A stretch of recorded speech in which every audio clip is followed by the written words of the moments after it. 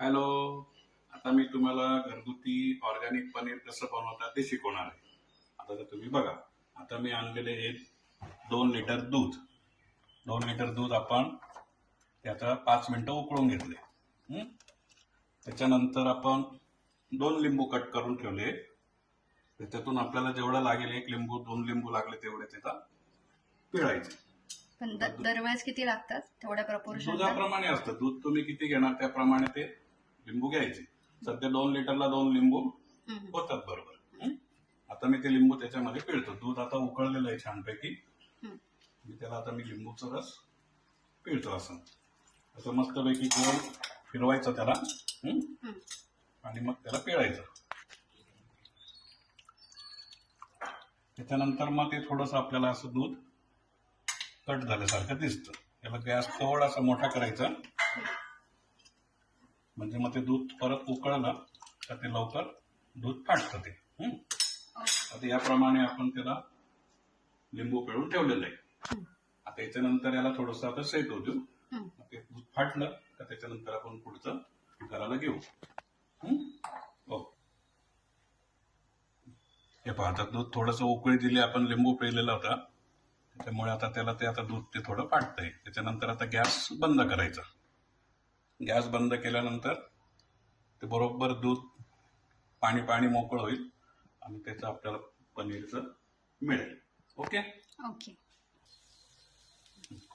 हे पहा, आता आपण लिंबू पिळलेला होता त्याच्यात आणि 10 मिनिटं झालेले. 10 मिनिटानंतर असं त्याचं पनीरचं हे वेगळं झालंय आणि हे पाणी वेगळं झालंय. आता आपण याला थोडंसं 5 मिनिटं गार होऊ देऊ. गार झाल्यानंतर मग त्याला आपण पुढची प्रोसेस करूया. ओके. आता आपण ते पाणी गार करायला ठेवलं होतं, आता त्याला गाळून घेऊया. त्याचं सगळं असं भांड्यात गाळून घ्यायचं. आणि नंतर मग या पाण्याचं काय करायचं? नंतर हे गाळलेलं पाणी असतं, हे पौष्टिक असतं. हे आपण कणकेला पण वापरू शकतो, कणिक भिजवायला, आणि भाताला पण वापरू शकतो. ते फेकायचं नाही ते पाणी. अच्छा. नंतर मग आपल्या पनीरचं आपल्याला हे कंटेनर जे आहे पनीर बनवायचं, त्यामध्ये आपण फडक्यात पण टाकू शकतो. वस्त्रगाळ कापड असतं त्याच्यात, आणि याच्यात पण आपण करू शकतो. याच्यामध्ये शेप जो आहे तो व्यवस्थित येतो आणि कापडामध्ये थोडं कसं चटका लागतो ना, गरम असतं ते, त्याच्यामुळे मग थोडंसं हे आपल्याला हे भांडं असं ऑनलाईन पण मिळू शकतं, पनीर कंटेनर म्हणून, किंवा स्टीलच्या भांड्यांच्या दुकानात पण तुम्हाला मिळू शकतं. त्याच्याने केलेलं कधी पण बेटर. आता त्याला असं व्यवस्थित त्याच्यातलं पाणी सगळं काढून घ्यायचं. हे त्याचं झाकण असतं, हे झाकणाने त्याला थोडंसं असं प्रेस करून घेतात. सगळं पाणी त्याचं निघतंय. आता सगळं असं पाणी काढून घ्यायचं. पाणी काढलं तर मग त्याला गार पाणी टाकायचं त्याच्यावरती. गार पाणी टाकल्यानंतर मग सेट करायचं त्याला. परत सेटिंग करायला त्याला फ्रीजरमध्ये 15 ते 20 मिनिटं ठेवायचं. मग ते झाल्यानंतर आपण त्याचे व्यवस्थित आपल्याला पाहिजे तशा साईजचे आपण क्यूब कापून पनीरची भाजी बनवू शकतो. आणि याच्याप्रमाणे आपले आता पनीर तयार होईल पुढे. आता हे आपण बर्फाचं गार पाणी याच्यावर टाकतो.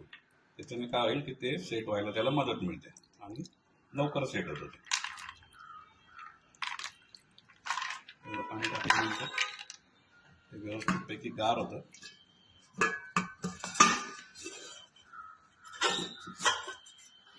असं गार पाण्यात आपण त्याला ठेवू शकतो.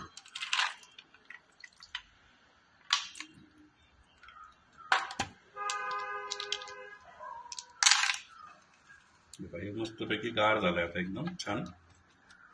मग आता याला फ्रीजरमध्ये ठेवायचं. याला आपण आता फ्रीजरमध्ये 15-20 मिनिटासाठी ठेवून देऊया. आता आपण हे फ्रीजरमध्ये सेट व्हायला ठेवलं होतं गार पाण्यामध्ये. त्याच्यातून काढलं आता आपण.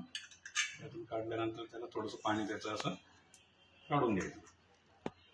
पाणी काढल्यानंतर त्याला त्या जाळीतून कंटेनरमधून असं काढायचं. त्याला असं काढलं तर हे आपलं झालं पनीर तयार. बघा किती स्पंजी झालंय पनीर, एकदम छानपैकी. बघा, हे असं पनीर आपलं घरगुती छानपैकी तयार झालेलं आहे. तर त्याला आपल्याला ज्या साईजमध्ये पाहिजे त्या साईजमध्ये आपण त्याचे क्यूब कापून घ्यायचे. लहान मोठ्या आपल्याला पाहिजे तसं त्याप्रमाणे.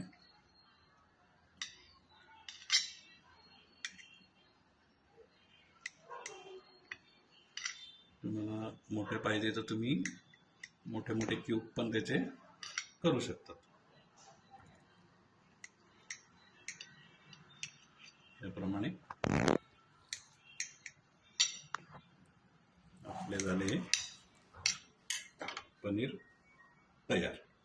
बघा कसं झाले पनीर. एकदम मस्त. आम्हाला नक्की सांगा. आमच्या व्हिडिओला सबस्क्राईब करा आणि असेच आमचे व्हिडिओ पाहत राहा. नवीन नवीन तुम्हाला आम्ही शिकवत राहू. थँक्यू.